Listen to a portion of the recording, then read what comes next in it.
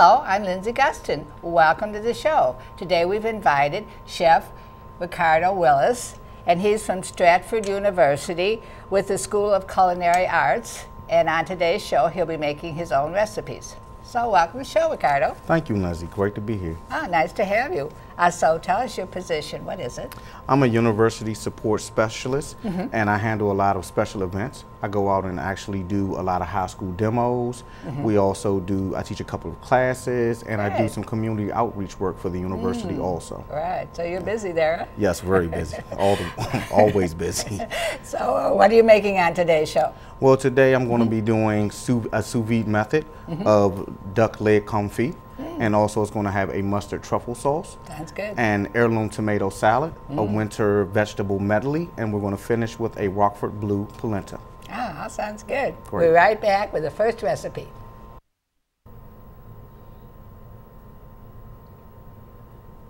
So what do we do first, Ricardo? So the first thing we're going to do is actually start with the marinade. And we want to have a marinade because we're using the sous vide method, we actually want to lock those flavors in, and we're able to do that with using the sous vide method and using the food saver. Oh, okay. And what will happen is the first thing I want to do is cut up some shallots because that's going to add some flavor. Shallots is a good way in the restaurant industry for the home cook to make a food that can actually taste restaurant quality without actually going to a restaurant. So that's kind of important for the home cook to know. Yeah, I see that. So when I thought about these recipes, I have a family of 5. So it's kind of difficult at times to think of different things to cook for them. So I thought about something that could be a little elegant, but at the same time it could be done really easy. So I just want to give this just a little rough chop to make sure that I get it real nice and fine. And then I'm going to actually take this and add it to the bowl. And I can take a few more. And right here I have a little more shallots chopped up that are chopped up fine dice. And we have some thyme. Oh, that's a nice herb. I like that. We have some cracked black pepper that is fresh, and some kosher salt. And then also we have some Dijon mustard that we're going to add. So that'll a lot of flavor. Yes. And flavor is the most important part when cooking because sometimes people lack the flavor that they need. And a good way to do that is to make a marinade. So what you can do, Lindsay, if you want to help me out, is actually take the whisk or the spoon and just incorporate it very well.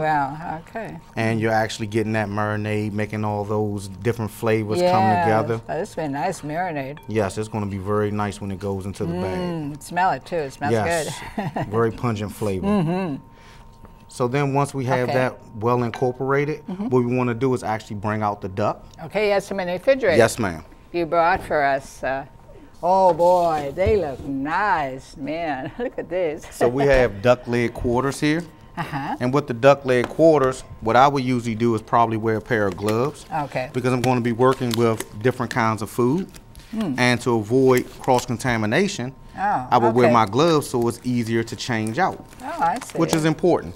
Because that's one of the things that we teach in culinary school is about safety. Food safety is very important to protect your customers and yourself. So what I want to do is actually add this in to the bowl. And once I get it into the bowl, I can take the spoon out. I got my hands here, which is the old school method of making things happen. And I want to mix it. Put it together there. Yes, ma'am. Get everything combined and get my duck breast, my duck evenly coated. And once everything is coated, and I make sure that everything is done and nice, you can actually smell that flavor that's coming off of it. And I don't want to lose any of this stuff because I want to make sure that I get that into the bag. Oh, I see. When I seal it up. When you seal it up. Yes, ma'am. So I can take my gloves off now. I'm sorry. And I want to take this and set this to the side. Okay, boy, these look good. You got them nice coated. Yes. So we can move over here just a little. Okay. And what we're going to do next is actually take our bags, and I'm going to put one in at a time. These bags are a little smaller than our normal bags, so I'm going to put that in. Oh, these are nice bags. Yes, these are food saver bags. Great. Very good. Add my duck. These will go in the refrigerator? Yes. Okay, for how long? Well, no, everything is actually marinated, and that's the good way of having sous vide. Oh. Because it's going to be cooked at a long, slow process, the flavors will actually develop when it's inside of the bag. Okay. So that's the important thing. We don't have to stick it in the refrigerator for 4 or 5 hours. We can actually make it come out twice as best, even faster. Oh, wow, these look good.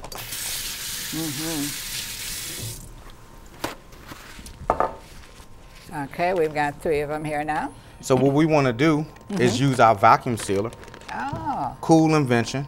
So what I want to do is actually place it downward. Yeah. And then I can pull it down and take this latch to actually seal it. And then what I want to do is actually turn it on. And as you can see, it starts to suck all of the air out of it and lock those flavors in. Yeah. Very good. That's nice to have, huh? Yes. Doesn't take but a few seconds to do it. Yeah. Locks my bag up. And if my bag doesn't lock, it also has a way that you can seal it.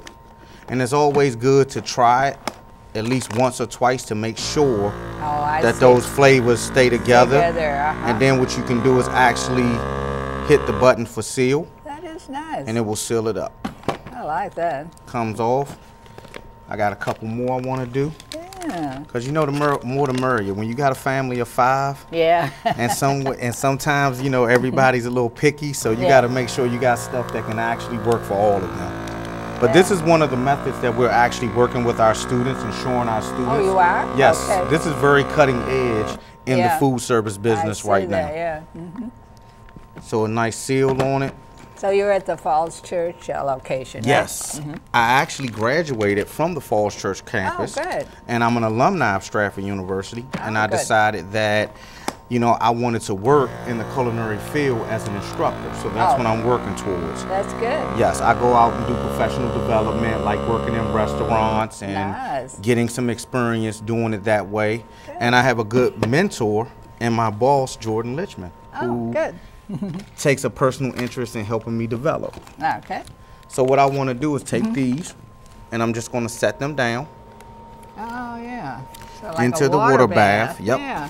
And what happens is that this immersion circulator will maintain the temperature that we want to keep for it for the entire time. Really? That's so what I would like to do is cook this for 8 to 12 hours. Oh, yeah. And actually get a whole lot of flavor. I want it to cook very, very slow, and I want it to develop. So what it does is cook in Celsius. So I have it locked in at 73 degrees Celsius. Oh, I see. Which keeps it at about 145 degrees. Nice. And it's going to keep it at that temperature as long as I have it cooking inside of it. That's great, yeah. Yes, ma'am.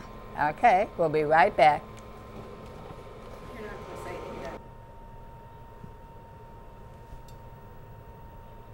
So we're back, and now what? Now what we're going to do now is that we have the duck.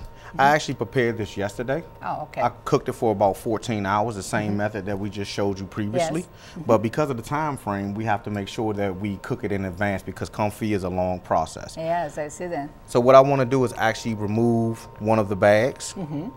And I will take that bag. I will use some scissors. Cut the bag open. And what I want to do now is I just actually want to remove the juices because this is going to help me develop my sauce. Those great juices you made. Yes, and then I can take my duck and set it to the side. I'll put this over here. This is from the marinade you made. Yes, ma'am. And you can actually smell the flavor that's coming out of the marinade. And we'll use this in the same thing.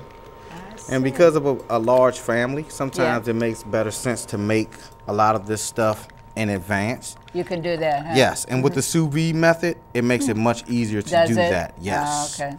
And then I have another duck leg. This would be perfect for the holidays. Yes, Thanksgiving, if you don't want your traditional turkey. Yes, try this. This would be perfect. This would be.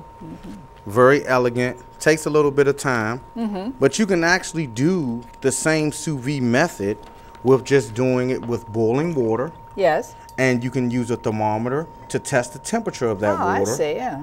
And you can just maintain it by wrapping it up or putting it in a bag and doing the same exact thing. Yeah. Yes. Oh, they look nice. So they're coming out perfectly. I want to make sure I get all that juice. And I'm putting this, and I'm actually going to take one more. Okay. Because 4 is better. And we're going to leave one in for later.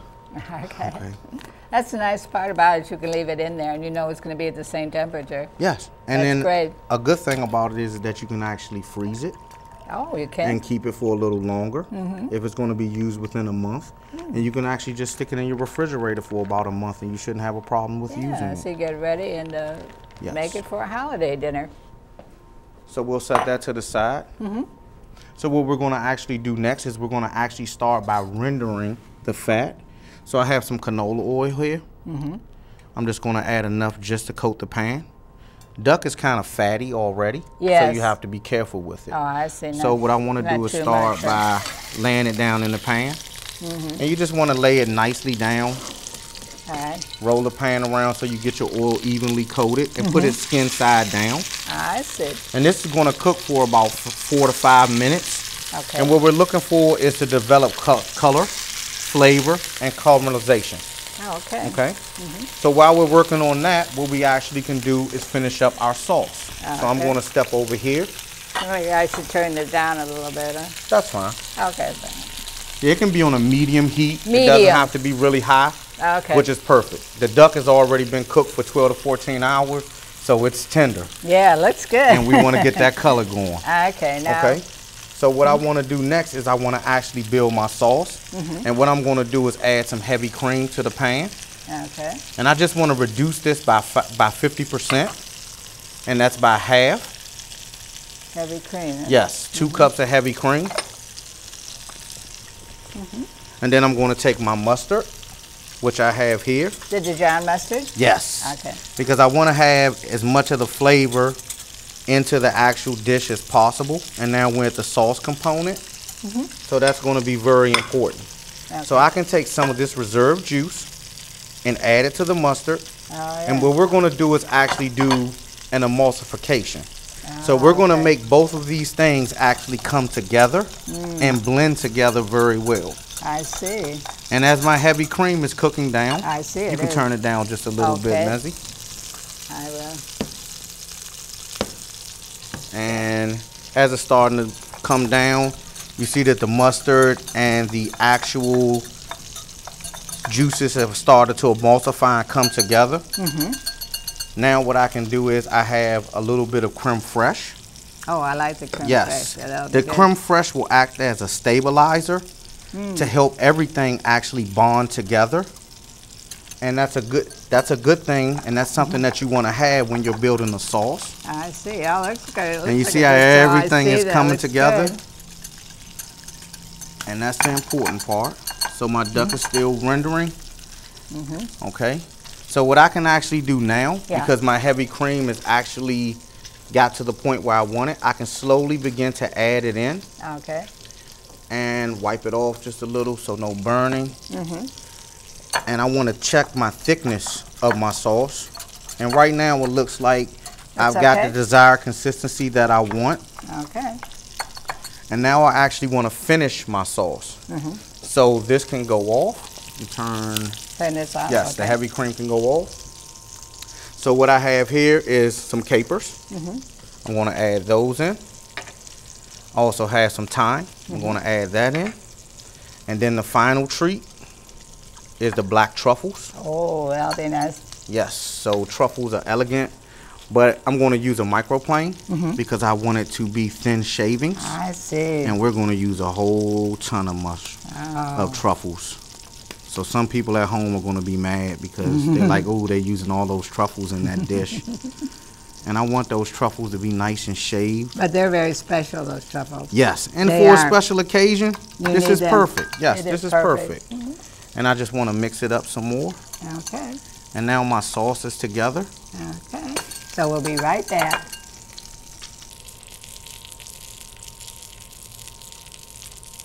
Well, our duck is done and it looks beautiful. Yes, we've got the desired caramelization that we want. So what I want to do is actually just finish up my plating. And then what I want to do is actually take some of my sauce and actually just spoon it over just a little bit.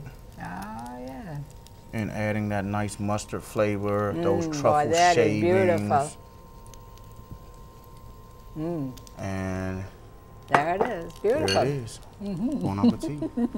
So what is our next recipe? So our next recipe that we're going to do is the Roquefort polenta. And while we're working on the Roquefort polenta, we're actually going to do our vegetables for the vegetable medley. Sounds good. Be right back.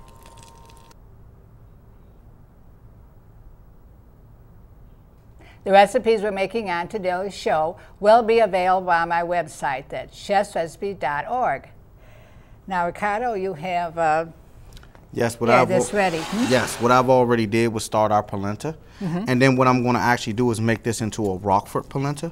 So how did you make the polenta? So what I did was I took, this is a much larger recipe, but the recipe that you'll find on the website will be 1 cup of polenta to 6 cups of water.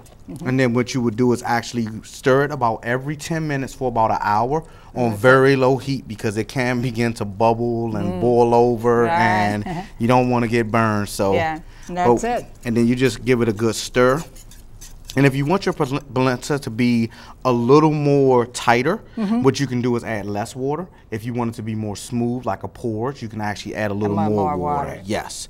So then what I'm going to actually do is just take some of the Roquefort Blue, and I'm going to add it in. But that gives a nice flavor. Yes, and I fell in love with this the first time I ever had it. Really? And I always said, okay, if I had to make some recipes, this is definitely one thing I would want to use was the blue. And you see how the color actually lightens it up? Yes, beautiful. And it doesn't take too long because it's very hot.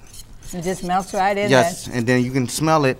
You can smell the flavor change. The flavor, yes. You can smell the blue cheese in it. So while we let this just sit on the oven, sit for a few minutes, we can actually go over to our heirloom tomato salad. So what I would want to do, and I actually did this from some tomatoes that I received from Eastern Market. I go there all the time. Oh, yes, on Sundays with my family. So what I did was actually quarter these up, and I actually did it a few months ago. So I want to show you, this is what I have for you today to show you, but I have some that have been sitting in the refrigerator for maybe since August and just developing in flavor. So what I did was quarter them up, and you see these beautiful colors, look like watermelon. These are beautiful tomatoes. Very nice tomatoes. And I have yellows. They come in reds and burgundies. But what we actually would do is take these and put them in a 350-degree conventional oven. We would turn it down to about 200 degrees and cook them for about an hour until they're almost completely dried out. Then at the very end, I would bring it out. I would add some salt, some pepper, olive oil, and a little bit of thyme. Because we're sticking with thyme today because everything is focused around the same flavor. But at the very end, and this is what you would end up with. You would end up with these tomatoes that are the same product, but you have the oil, you have all the flavors that have developed over the last couple of months. So what I want to do is actually take some of the polenta, and I can put it on the plate. And just enough so that we can give a nice presentation. Okay, and then I can take this and actually set this over to the side quickly. This plummet, that's turned out great. And then I would take my spoon and work it out. Oh, I see. And I'm actually making like a small little comet. And I will put that to the side. Then I would take some of these beautiful tomatoes and place them right there. Nice presentation. In the center. Beautiful, right? And you can watch a little, take the oil off of it. But overall, you're just looking for a nice presentation and some really good development of flavors. Right. This would be great. This could even be a vegetarian. Yes, it sure could. Nice vegetarian meal. Because you can cook your polenta without using cream or butter. You can just use water. Great. Beautiful. Wow, I put it over here. So what do we have? What's our next recipe going to be? Our next recipe is a winter vegetable medley. Sounds good. Right back.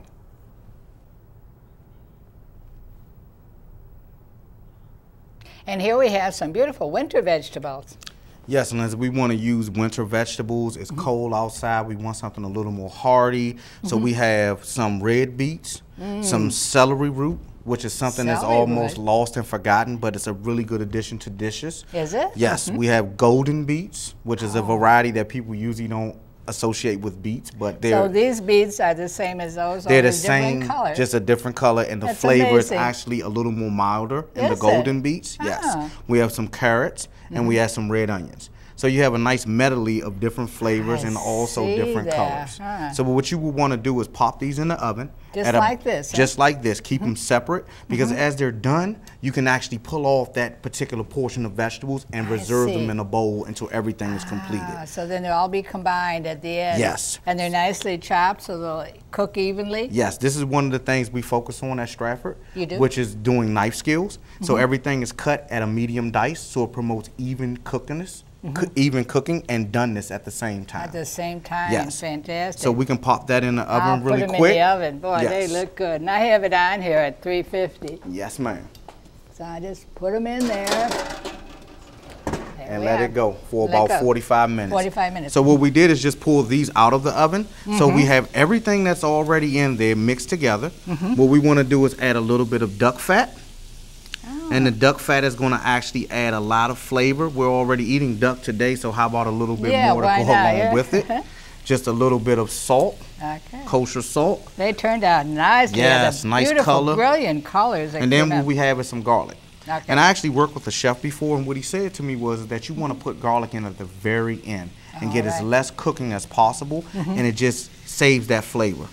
So then what I want to actually do is just saute lightly by incorporating it in. These are easy to do. Yes, very easy to do. You see the nice shine that it gives it. It does. And we want to get that, just get the temp up just a little bit. Once we get the temp up, we can bring it off and begin our plating. This will be a nice accompaniment to our meal. Yes. So I just get a nice little turn without scraping the bottom. So now it's time to plate it.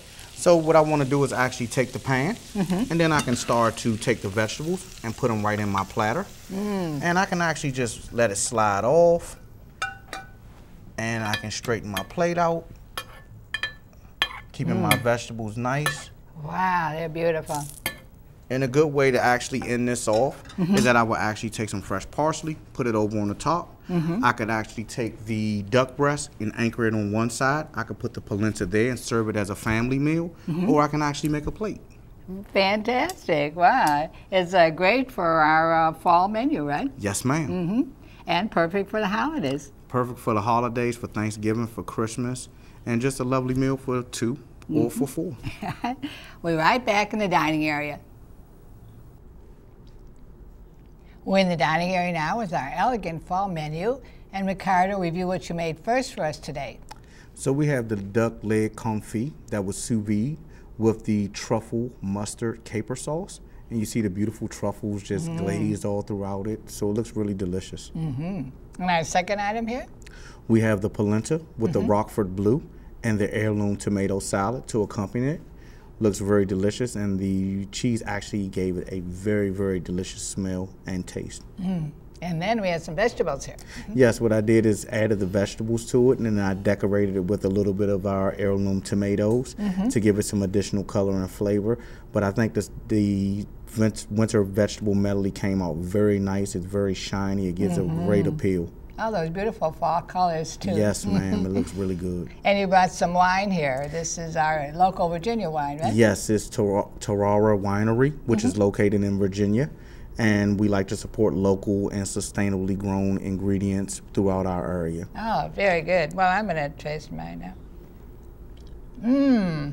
It is very good. The flavors are wonderful. I'm glad you like it. I'm glad. So what's coming up now at Stratford?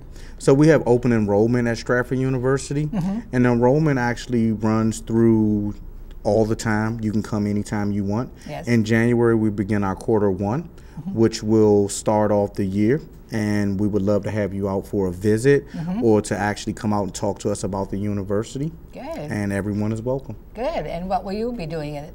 Well, next year I'm probably thinking about putting a book together, something that I always wanted to do. Yes. So I'll be working with Jordan and starting to develop some things and some recipes regarding that.